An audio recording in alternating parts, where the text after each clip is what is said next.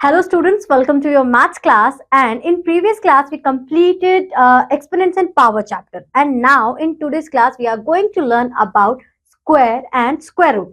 ये चैप्टर जितना सुनने में मतलब बड़ा सा लग रहा है ना, इतना ऐसा कुछ इतने में बड़ा है नहीं, थोड़े थोड़े स्टेप्स हैं, थोड़े से कॉम्प्लिकेटेड हैं, बट अगर उन्हें स्टेप बाय स्टेप समझने की कोशिश करेंगे तो हम अच्छे से समझ जाएंगे। आपको क्या ध्यान रखना है कि जब मैं आपको different methods of find out square root कराऊंगी ना, तो थोड़ा सा ध्यान देना है, क्योंकि तभी हम इस चैप्टर को अच्छी तरीके से समझ पाएंगे। एक बार इसका ग्रिस्प ले लेते हैं कि एग्जैक्टली हम स्क्वायर एंड स्क्वायर रूट में क्या फाइंड आउट करने वाले हैं। सबसे पहले हम ये पढ़ेंगे कि स्क्वायर रूट होता ही क्या है एग्जैक्टली, ठीक है। वैसे तो सब बच्चों को पता ही होगा कि किसी भी नंबर को अगर हम 2 टाइम्स मल्टीप्लाई करें बाय इटसेल्फ, तो जो भी नंबर आएगा वो उस नंबर का स्क्वायर रूट होगा, ठीक है। अब यहाँ पर हमारे पास जो थोड़ा सा कॉम्प्लिकेशन होगा वो ये होगा कि हमारे जो स्क्वायर रूट है हमें उन्हें कन्वर्ट भी करना है, हमें उन्हें फाइंड आउट भी करना है, और ये भी बताना है कि जो नंबर हमने निकाला है, जो नंबर हमें दिया हुआ है, ये किसका स्क्वायर रूट है। तो सारे स्टेप्स इन्वॉल्व होंगे। Let's get started. अब यहाँ पर सबसे पहले हम बात करेंगे परफेक्ट स्क्वायर की, परफेक्ट स्क्वायर होता क्या है। परफेक्ट स्क्वायर का बच्चों मतलब ये है कि जब आप एलसीएम ले रहे हो ना, एलसीएम लेते वक्त आपके पेयर बन जाए। फॉर एग्जाम्पल यहाँ पर देखते हैं, हमने 36 लिया हुआ है, 36 का पेयर बनना है, 2 का पेयर बन गया, 3 का पेयर बन गया। पेयर का मतलब यानी कि दो पेयर, दो चीजें एक साथ, ठीक है। तो यहाँ पर पेयर बन गया, तो 2 and 3 का पेयर बन गया। It means 36 is a perfect square. तो जो नंबर्स इस क्या कहते हैं, इसको फॉलो करेंगे, इस क्राइटेरिया को फॉलो करेंगे, पेयर्स में अपना आंसर लेके आएंगे। नंबर चाहे कुछ भी हो सकता है, डजंट मैटर, बट वो पेयर में होने चाहिए। अगर वो फुलफिल कर रहे हैं then it is a perfect square. अब आ जाते हैं हम नेक्स्ट हमारी है कि अब check whether the following numbers are perfect square और नॉट। तो आपको समझ में आ चुका है कैसे चेक करना, और आप ये कर सकते हो। 605 का आपने एलसीएम निकालना। अब यहाँ पे देखो क्या हुआ, 11 का तो पेयर बन गया बट 5 का नहीं बना, तो ये होगा कि नहीं होगा? नहीं होगा, ठीक है। अब यहाँ पर 324 सेम एज इट इज करा, पेयर बन रहे हैं, तो yes it is a perfect square. बाकी सब में भी यही करना है। आगे बढ़ते हैं। अब देखो एक चीज यहाँ पे जो दी हुई है डिफरेंट, कि अब यहाँ पे क्या हुआ, जब 250 को लिया मैंने तो पेयर बनाती हूँ, 5 का पेयर बन गया बट 5 and 2 का पेयर नहीं बना, एक पेयर बना हमारा सिर्फ। अब ये कह रहे हैं क्या कुछ ऐसी पॉसिबिलिटी है कि किसी को मल्टीप्लाई करूं मैं 250 से, किसी को भी कोई ऐसा नंबर हो जिसे मल्टीप्लाई करूं तो ये कन्वर्ट हो जाए परफेक्ट स्क्वायर में। हाँ, ऐसी पॉसिबिलिटीज हैं, ऐसी probabilities we have. So what we have to do ना, कि जो अनपेयर नंबर है 2 and 5, तो इन्हें मल्टीप्लाई कर लेंगे। 2 मल्टीप्लाई बाय 5, तो आपका आंसर आएगा 10। यानी कि जब आप 250 यानी कि 250 को 10 से मल्टीप्लाई करोगे तो there is some high chances क्या हो ही जाएगा कि जो हमारा 250 जो भी आंसर आएगा फर्दर, वो हमारा एक परफेक्ट स्क्वायर होगा, ठीक है। नेक्स्ट अब देखते हैं, find the smallest number by which 720 should be divided to make it a perfect square. कुछ डिफरेंस नहीं है, बात एक ही है। सो यहाँ पर अब हम देखेंगे कि 720 कुछ चेंज नहीं हुआ है। अभी हमें यहाँ पर मल्टीप्लाई करने के लिए बोला था कि कोई ऐसा नंबर जिसे मल्टीप्लाई करे और परफेक्ट स्क्वायर रूट बन जाए। अब यहाँ पर डिवाइड का बोला, तो सेम ही सॉल्व करेंगे, जो भी अनपेयर होगा उससे हम इसे डिवाइड कर देंगे। तो देखते हैं अनपेयर कौन है। 2 का पेयर बन गया, फिर 2 का पेयर बन गया, 3 का पेयर बन गया, 5 का पेयर नहीं बना, ये अनपेयर्ड है। इट मीन्स 720 को हमें 5 से डिवाइड करना होगा, तो ये परफेक्ट स्क्वायर में कन्वर्ट हो जाएगा। तो 3.1 में जो हमारी ये क्वेश्चन है, ये इसी चीज से रिलेटेड है, परफेक्ट स्क्वायर और नॉट परफेक्ट स्क्वायर। तो इसमें कुछ डिफिकल्ट नहीं है। Let's once see that. अब यहाँ पर आया है कि check whether the following natural numbers are perfect squares और नॉट। आपको पता है पेयर बना तो है, नहीं बना तो नहीं है, ठीक है। Show that each of the following number is perfect square, also find the numbers for which the given numbers is the square. हमें क्या करना है कि पहले तो करो, दिखाओ क्या ये परफेक्ट स्क्वायर है। अगर है तो also find the numbers for which the given numbers is the square. हमें ये भी बताना है कि वो कौन से नंबर्स के। तो फॉर एग्जाम्पल अभी आप यहाँ पे देखोगे, यहाँ पर हमने क्या करा कि जब हम पेयर बना रहे हैं, तो फॉर एग्जाम्पल 2 का पेयर बना एंड 13 का पेयर बना। अब आपको इन पेयर्स को एक कंसीडर करना है, किसे 2 कंसीडर कर लेना है और से 13 कंसीडर करना है, ठीक है। जैसे पेयर ऑफ इयरिंग्स होते हैं, राइट। तो हम एक ही कहते हैं ना कि हमारे पास पेयर ऑफ इयरिंग्स है, तो हमने अपना वो ले लिया। तो यहाँ पर उसे 1 1 कंसीडर करा, तो अब इनको मल्टीप्लाई कर देंगे। जब हमारा पेयर बन जाएगा, यहाँ पे 2 बने, जितने पेयर्स बनेंगे उनका 1 1 पेयर कंसीडर कर 1 1 ग्रुप से, and then we have to multiply. तो 2 13 है, 13 2 सा हमारा आ जाएगा आंसर 26, ठीक है। तो यही चीज हमें यहाँ पर करनी है। इसमें क्या करना है, पहले आप फाइंड आउट कर लो जो भी आपका एलसीएम से आए, जो आपके पेयर्ड वाले होंगे उनके फैक्टर्स को कंसीडर कर लो एक एक को पेयर में, and then multiply them, you will get कि भैया किसका स्क्वायर रूट है। After that find the smallest natural number, natural by which the following number should be divided to make it.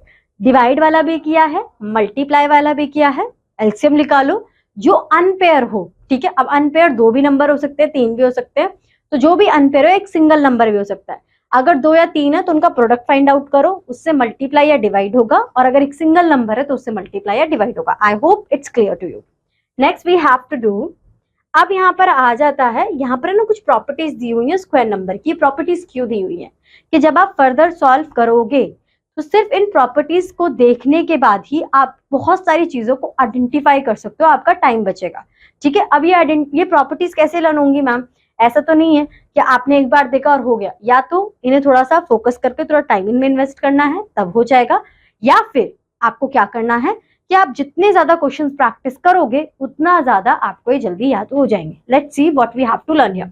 A number ending in 2, 3, 7, 8 is never perfect square, यानी कि जो भी number 7 पर, 3 पर, 8 पर, इन पर खत्म होगा, एंड लास्ट डिजिट होंगे, वो परफेक्ट स्क्वायर रूट नहीं होगा, ठीक है। A number having an odd number of zeros is never a perfect square. For example, 1 is an odd number, 0 है, perfect square नहीं होगा। 3 is an odd number, पीछे 0 है, perfect square नहीं होगा। But 4 is a perfect number, right? 4 का square root तो होता है ना, 2 2s are 4. तो it means अगर आपका even number है फिर 0 है तो perfect square होगा, but odd number है फिर 0 है फिर perfect square नहीं होगा। What we have to see next, square of odd numbers are odd and squares of even number, यानी कि अगर इवन नंबर है 2 है तो उसका स्क्वायर रूट क्या होगा? वो भी एक इवन होगा। अगर ऑड नंबर है 3 है तो उसका जो स्क्वायर रूट होगा वो भी एक ऑड नंबर होगा। तो जो प्रोडक्ट होंगे चाहे इवन का इवन ही इवन होगा और ऑड का ऑड होगा। ओके, नेक्स्ट अब ये कह रहे हैं express the following as the sum of consecutive odd number. ये बच्चों यहाँ पर देखो, ये यहाँ पे दिया हुआ है, मैं यहाँ पे the square of natural numbers is equal to the sum of the first odd numbers and odd numbers, ठीक है। यहाँ पे 25 दिया हुआ है, इसको बहुत अच्छे से ऑड नंबर्स 25 दिया, लास्ट डिजिट देख लेना क्या है। 5 दिया हुआ है, 5 first odd numbers, 5 first odd numbers क्या है? 1 3 5 7 9। इन्हें तीनों को, पांचों को प्लस करके देखना, आंसर हमारा 25 ही आएगा। लास्ट डिजिट क्या है? 6 है, ठीक है। 6 ऑड नंबर्स लेकर प्लस करोगे आंसर 36 ही आएगा। The difference of the square of two consecutive numbers is equal to the sum of the numbers, यानी कि इन्होंने क्या कहा? अब इन्होंने कहा दो consecutive नंबर। consecutive का मतलब होता है जो एक के बाद एक आ जाए, 2 के बाद 3 आ गया, 4 के बाद 5 आ गया। तो यहाँ पे हमने क्या देखा? 14 के बाद 15 आया होगा तो consecutive numbers है, इनका स्क्वायर रूट बोल रहे हैं, बताओ डिफरेंस क्या होगा। तो 15 14 हमने इनका स्क्वायर रूट फाइंड आउट करा तो 25 196, दोनों को माइनस करा 29। या तो ऐसे कर लो या फिर आप ये स्क्वायर रूट को भूल जाओ, 15 प्लस 14 करोगे 29 होगा, वही हमारा आंसर है, ठीक है। अब इफ अ नंबर हैज 1 और 9, अगर किसी नंबर के पीछे 1 और 9 आ रहा है तो जो उसका स्क्वायर रूट होगा उसके पीछे भी 1 और 9 ही आएगा। लेट्स सी, अब यहाँ पर क्या है? 11 का स्क्वायर रूट बोला, एंड में 1 आ गया ना, ओके सॉरी 1 एंड 9 है तो उसका स्क्वायर रूट जो एंड में आएगा वो 1 ही होगा। तो 11 का देखा 1 ही है, 9 का देखा 1 ही है। और कोई नंबर लोगे ना जिसके जो 1 एंड 9 पे एंड कर रहा होगा तो उनका हमेशा जो लास्ट डिजिट होगा स्क्वायर रूट का वो 1 ही होगा, ठीक है। तो अब ये क्यों कर रहे हैं कि जब आइडेंटिफाई करने के लिए बोला जाएगा ना, अभी आगे बताऊंगी कहाँ पे यूज होगा, तो उस वक्त पे बहुत वो मतलब इजी पड़ेगा कि हम कैसे आइडेंटिफाई कर सकते हैं। उसके बाद है if a number has 4 and 6 in its unit place then it's a square ends in 6। अगर किसी की भी यूनिट प्लस पे, जैसे कि भी 1 एंड 9 का करा तो उसके लास्ट नंबर क्या होगा? 1 होगा। अगर 4 एंड 6 है लास्ट डिजिट ऐसा तो उसका लास्ट वो कौन किससे होगा? उसका स्क्वायर रूट 6 होगा, ठीक है। एंड में 6 ही आएगा। देखो 4 है, एंड डिजिट क्या आया? 6 आया, 6 है, एंड डिजिट क्या आया? 6 आया। Okay, next, there are two and non square natural numbers between the squares of any two consecutive natural numbers n and n plus 1। अब यहाँ पे ध्यान से देखना, यहाँ पर हमने क्या चीज देखी? एक 3 दिया हुआ है, हमें एक 4 दिया हुआ है। पहली बात पे 3 and 4, तो ये 3 जो है ना मेरा n है, मैम n क्यों कंसीडर करा आपने? यहाँ पर दो चीजें दी हुई थी, एक n दिया हुआ था, एक n plus 1 दिया हुआ। तो अगर मैं 3 में 1 प्लस करूंगी तभी तो 4 आएगा। तो क्लैरिफाई हो गया कि n तो मेरा 3 है और n plus 1 वाला जो नंबर है वो 4 है। अब इन दोनों का स्क्वायर रूट फाइंड आउट कर लेते हैं, विच इज 9 and 16, ठीक है। अब 9 and 16 में हमें क्या करना है कि दे आर 2 to 3, ठीक है। 2 multiplied by 3 is equal to 6 natural numbers between them which are not squares, जो कि स्क्वायर नंबर्स नहीं होंगे, ठीक है। अब यहाँ पर सेम यही चीज बोलिए कि अब ये नेक्स्ट क्वेश्चन है, find how many rational numbers are there आर बिटवीन देम। तो सेम चीज है, देखो n आपका 8 है क्योंकि 8 + 1 होगा तो 9 होगा, ठीक है। इन दोनों के स्क्वायर रूट में 2 n natural numbers between n square n, तो कितने नंबर्स है? 16 नंबर्स है। 2 × 8 है, ठीक है। अब आता है product of any two consecutive numbers और two consecutive odd numbers is equal to the square of the middle number decreased, ठीक है। टू कॉन्जिक्यूटिव, एक के बाद एक जो आ रहा है, 12 हो गया, 14 हो गया, ठीक है। अब इन दोनों के बीच में नंबर कौन सा होगा? 13 होगा, राइट। 13 में -1 + 1 किया तो हम 13² -1। आप सिंपली ये ले लो, 12 है, 14 है, बीच में नंबर कौन सा है? 13 है। उसका जो भी स्क्वायर रूट होगा, अगर उसमें से मैं 1 माइनस करती हूँ तो वही आंसर आएगा जो कि 12 × 14 होगा, ठीक है। Next, if a natural number has 3 or 7 in the unit place then its square has 9 in its unit place। अगर एंड में 3 आ रहा है या 7 आ रहा है तो एंड का जो इनका मतलब स्क्वायर रूट जो फाइंड आउट करेंगे तो 9। तीन चीजें करी हैं अभी तक हमने। 1 और 9 है तो एंड डिजिट 1 आएगा, ठीक है। 4 और 6 है तो एंड डिजिट 6 आएगा, ठीक है। अब आ गया 3 और 7 है, राइट। 3 और 7 है तो लास्ट डिजिट 9 आएगा। बस ये तीन चीजें हैं जो याद रखनी है, ये पता चलेगा कि कहाँ पे यूज करनी है।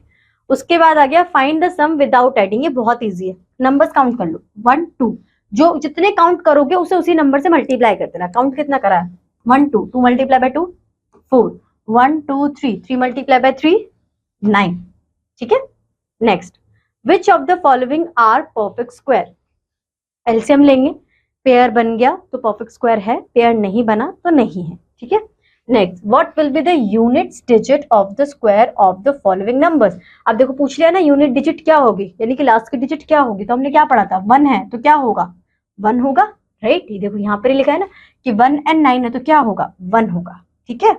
यहाँ पर 9 है तो क्या होगा? 1 होगा। 4 है तो क्या होगा? 6 होगा। 6 है तो क्या होगा? 6 ही होगा। 3 है तो क्या होगा? 9 होगा, राइट। 3 और 7 के लिए 9, तो ये यहाँ से हो गया। उसके बाद find if the square of the following numbers is odd और इवन। अब ये बता दो कि जो इनके स्क्वायर रूट फाइंड आउट होगा वो ऑड होगा कि इवन होगा। हमने क्या पढ़ा है कि अगर इवन नंबर है तो इवन ही होगा, ऑड नंबर्स हैं तो ऑड ही होगा। यानी कि 51 इज एन ऑड नंबर और an even number, so it's an odd number, तो जो स्क्वायर रूट होगा वो भी क्या होगा? ऑड होगा। 75 ऑड होगा, 62 डिवाइड होगा 3 1 इवन होगा, ठीक है। 80 इवन होगा। अब find the difference without subtracting. हमें विदाउट सब्ट्रैक्ट किए हुए डिफरेंस बताना है कि इनके बीच में क्या, मल्टीप्लाई भी नहीं करना, बहुत इजी है। अभी ऊपर हमने सीखा था 42 + 41 कर लेंगे, 40 40 80, 2 + 1 3, यानी कि 83 का डिफरेंस है। सेम इन दोनों नंबर्स के स्क्वायर रूट को भूल जाओ, दोनों को प्लस कर दो, 35 + 34 यानी कि 39 एंड 30 यानी कि 69 आंसर आ जाएगा।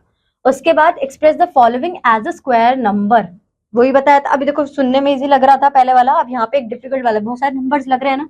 1 2 3 4 5 6 7 8 9 10, 10 × 10 इज 100, तो यहाँ पर जो इसका आंसर आएगा वो 100 आएगा।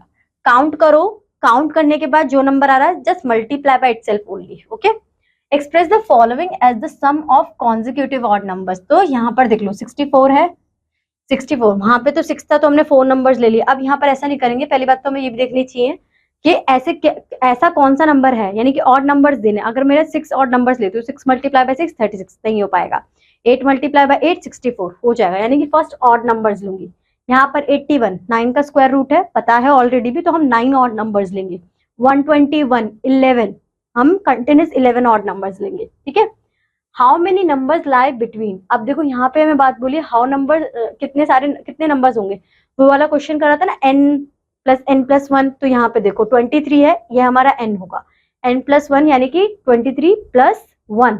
तो उसी मेथड से हम इस क्वेश्चन को सॉल्व करेंगे, हमारा आंसर आ जाएगा।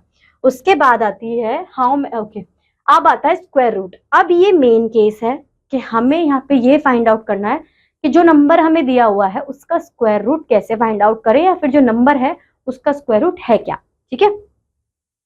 अब यहाँ पे 36 दिया हुआ है, इन्होंने अभी वो जो थे ना हमारे कंटिन्यूस ऑड नंबर को माइनस करेंगे तो हमारा आंसर आएगा। यहाँ पर हम ऑड नंबर्स ही लेते हैं, इवन नंबर्स जनरली नहीं लेते हैं, ठीक है। तो 36 दिया हुआ है, आपको देखते ही पता चल जाना चाहिए 6 × 6 = 36, राइट। 6 नंबर्स लिए आपने, तो उसके बाद आप क्या करोगे, कंटिन्यूस 6 ऑड नंबर्स ले लो। सबसे पहले उन्होंने 1 2 3 4 5 6 6 कंटिन्यूस इवन नंबर लिया, आपका आंसर आ गया। ठीक है, एक तरीका ये भी है, या फिर अगर ये याद नहीं रहेगा कि 6 नंबर्स लेना, तो आपको ये तो याद रहेगा ना कि और नंबर्स कौन से हैं, करते जाओ, -1 करो, 3 करो, 5, पर वो कंटिन्यूस होने चाहिए। ठीक है, 1 के बाद 3, 3 के बाद 5, आंसर जब 0 आ जाए जिस नंबर पर, उन नंबर्स को काउंट कर लो, वही उसका स्क्वायर रूट है। Same case in 100, finding the square root by prime factorisation. Prime factorisation का मतलब क्या होता है कि आपको एक ही छोटे टेबल से स्टार्ट करना है और कंटिन्यू करते जाना है, एलसीएम की तरह है, बट थोड़ा सा चेंज है। अब यहाँ पर देखा 81 है, 81 को 3 के टेबल से करा तो ये आया हमारा 27। ठीक है, फिर 3 9, फिर 3 3, अब फिर 1। अब यहाँ पर पेयर देखो 3 and 3, तो यहाँ पे 3 मल्टीप्लाई बाय 3 क्या हो जाएगा, 9 हो जाएगा, राइट। यानी कि 81 किसका स्क्वायर रूट है, 9 का स्क्वायर रूट। ठीक है, सेम 144 के लिए करेंगे। Find the smallest number by which the following should be multiply two make it a perfect square. Again यहाँ पर जो हमने ये प्राइम फैक्टराइजेशन करा, यही करेंगे। जो भी नंबर हमारा अनपेयर्ड रह जाएगा, जैसे कि हमने पहले वाले क्वेश्चन में देखा था जब हम एलसीएम ले रहे थे, वही उसी से मल्टीप्लाई करेंगे अगर मल्टीप्लाई के लिए बोला, और उसी से डिवाइड करेंगे अगर डिवाइड के लिए बोला, तो वो परफेक्ट स्क्वायर में कन्वर्ट हो जाएगा। तो सेम यहाँ पे डिवाइड का बोला हुआ है। Find the smallest number by which, same question है तो ये हो जाएगा। अब देखो ये थोड़ा सा ऐसा क्वेश्चन है कि बच्चे कहेंगे अरे ये क्या पूछ लिया।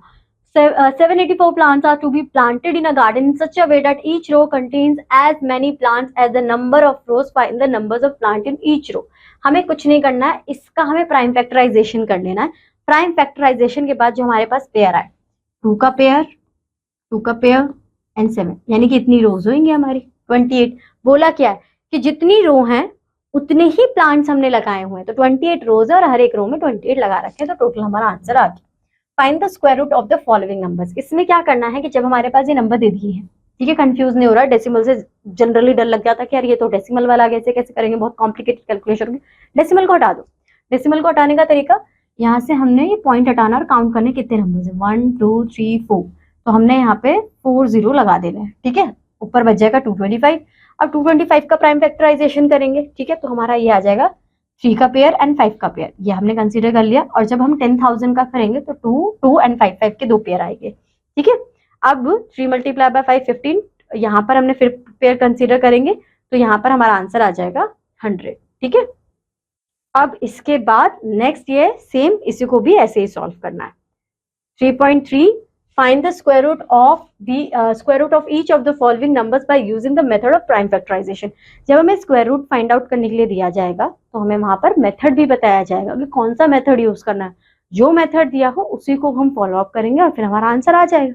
प्राइम फैक्टराइजेशन तो अभी पढ़ा है हमने, तो हमें सिंपल देखना है, जो हमारे पेयर एंड में लिख लेंगे उन्हें मल्टीप्लाई कर देना, पता चल जाएगा। ठीक है, find the square root of the following. अब ये डेसिमल वाला जो कि हम अभी करके आए, डेसिमल हटाना है, फ्रैक्शन में आंसर आएगा। ठीक है, पी बाई क्यू की फॉर्म में आंसर आएगा। उसके बाद डिफरेंटली पी की वैल्यू को अलग, यानी कि न्यूमरेटर की वैल्यू को अलग फाइंड करेंगे, डिनोमिनेटर की वैल्यू को अलग फाइंड आउट करेंगे और आंसर फाइंड आउट कर लेंगे।